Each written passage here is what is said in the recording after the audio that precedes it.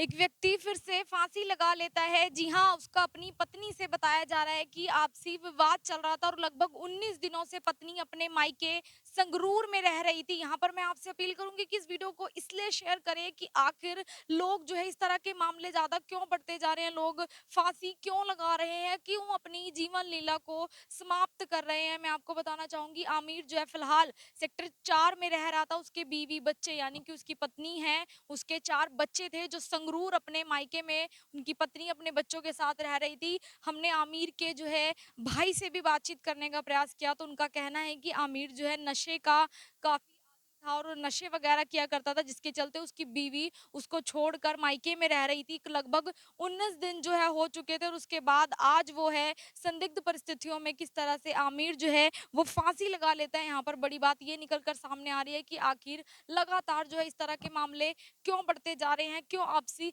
विवाद बढ़ते जा रहे हैं। कहीं पर देखने को मिलता है कि नशा जो है मेन वजह बनकर सामने आ रहा है, कहीं पर जो है अलग-अलग तरह की वजहें निकल कर सामने आ रही हैं, आपसी बातचीत ना होना, आपस में जो है एक-दूसरे को समझना नहीं नहीं नहीं रहे हैं लोग आजकल। उसी तरह से यहाँ पर आमिर के साथ हुआ है, आमिर भी जो है फांसी लगा लेता है, शायद वो अकेला रह रहा था जिसके चलते, क्योंकि एक बड़ा कारण जो आजकल निकल कर सामने आ रहा है वो ये भी है कि लोग जो है अकेला रह रहे हैं, उसके बाद जब वो अकेला रहे तो काफ़ी तनाव में आ जाते हैं, डिप्रेशन में चले जाते हैं, उसके बाद वो अपना जो है इस तरह से एक कदम उठा लेते हैं, ठोस कदम जिसे कह सकते हैं कि आखिर लोग इस तरह से लगातार फांसियाँ लगा लेते हैं। आज भी करनाल से फिर एक ऐसा मामला निकल कर सामने आया है कि 38 वर्ष के आमिर ने संदिग्ध परिस्थितियों में फिर से फांसी लगा ली। जी हाँ, फिर से फांसी लगा ली। ये जानने के लिए ही एक बार जो है आमिर के परिवार में कॉल किया गया तो वो फ़ोन जो है उनके भाई ने उठाया और उनके भाई का भी यही कहना है कि जो आमिर है वो नशे जो है किया करता था और उसके बाद ही वो उसकी पत्नी और जो बच्चे थे, चारों बच्चे वो मायके में रह रहे थे। काफ़ी जो है आपसी रोज़ जो है लड़ाइयाँ हुआ करती थी, जैसा उनके भाई ने भी बताया। फ़िलहाल परिवार जो है वो संगरूर से निकल चुका है।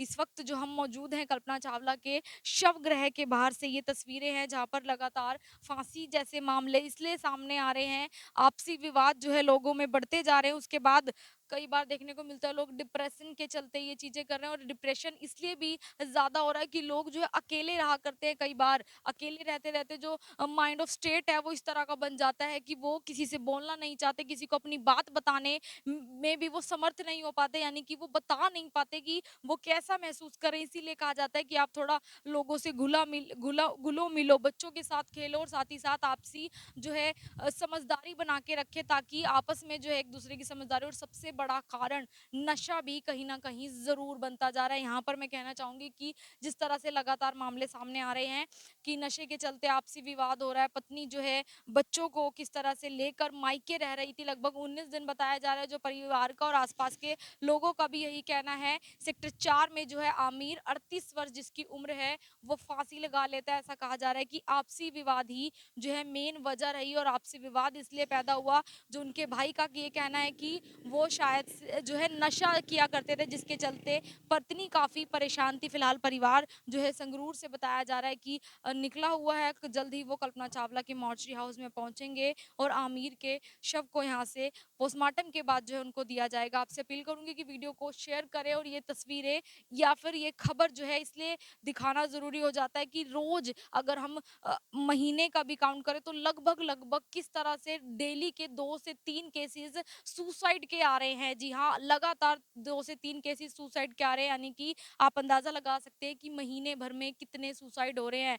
30 दिनों के हिसाब से अगर आप अंदाज़ा लगाएँगे तो 100 कम से कम भी 100 सुसाइड जो है इस तरह से सामने आ रहे हैं। आखिर लोगों में इतनी जो है तनावपूर्ण स्थिति क्यों बनी हुई है? लोगों का माइंड ऑफ स्टेट क्या है? डिप्रेशन का है? लोग लगातार इसके शिकार हो रहे हैं और अपनी जो है जीवन को समाप्त कर रहे हैं। अभी उसके बच्चे हैं, आमिर के बच्चे हैं, बीवी है, आप अंदाज़ा लगा सकते हैं क्या कुछ उनका भविष्य रहने वाला है। तो आपसे अपील करूँगी कि इस तरह का कदम उठाने से पहले आप जो है एक बार ज़रूर सोचें, आपसी जो है एक बार बातचीत से बात को सुलझाने का प्रयास करें और दोनों तरफ से जब समझदारी होगी तो ज़रूर बात बन जाती है। तो आपसे अपील यही रहेगी कि इस वीडियो को शेयर करें और लगातार इस तरह की खबरें दिखाने का मकसद सिर्फ़ यही है ताकि लोग इसके प्रति जागरूक हो सके। आपसे अपील करूँगी कि वीडियो को शेयर ज़रूर करें और हम जो है लगातार करनाल की कवरेज जो है आपको दिखाते हैं उसी एनालिसिस पे मैंने आपको ये बताया कि लगभग 2 से 3 केसेस डेली आते हैं। ये वो खबरें हैं जो हम आपको बता रहे हैं। बहुत से ऐसे केसेस हैं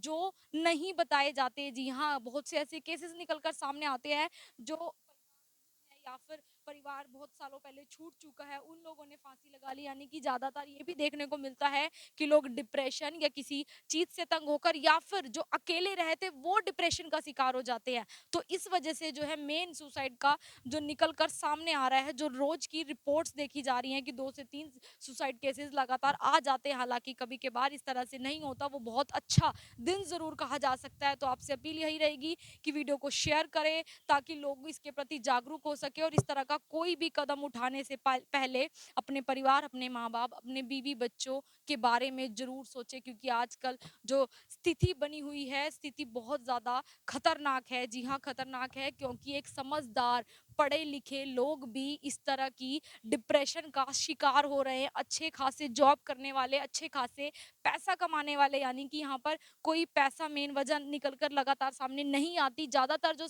चीज़ें निकल कर सामने आती है वो यही रहती है कि लोग जो है डिप्रेशन में जा रहे हैं, लोग तंग हैं, लोग किसी न किसी परेशानी से तंग हैं, कोई किसी चीज़ से तंग है। तो इस बात से ये पता चलता है कि आखिर जो लोग हैं, जब से लोगों ने, जैसे पहले लोग जो है एक बड़ी फैमिली हुआ करती थी, आपस में रहा करते थे, एक दूसरे के साथ बातचीत किया करते थे, अब वो माहौल जो है ज़्यादातर देखने को नहीं मिलता, जिसके चलते जो लोग अकेले रहा करते हैं, शहरों में काम करने के लिए आ जाते हैं या अकेले रहते हैं या दूर निकल जाते हैं, तब वो लोग अकेलेपन का शिकार होने लगते हैं। उनको कोई जो है अपनी बातचीत किसी के सामने रखने में भी वो समर्थ नहीं हो पाते। तो आपसे अपील करूँगी कि वीडियो को शेयर ज़रूर करें और हो सके तो दिन में 1 से 2 घंटा जो है वो व्यायाम करें या फिर जो ऐसी जगह पर बिताएँ जहाँ पर आपके आस-पास लोग हों, ताकि आप जो है अकेलेपन का शिकार ना हो। आप आपस में मिले-जुले एक-दूसरे से बातचीत करें, अपनी खुशियाँ बाँटें।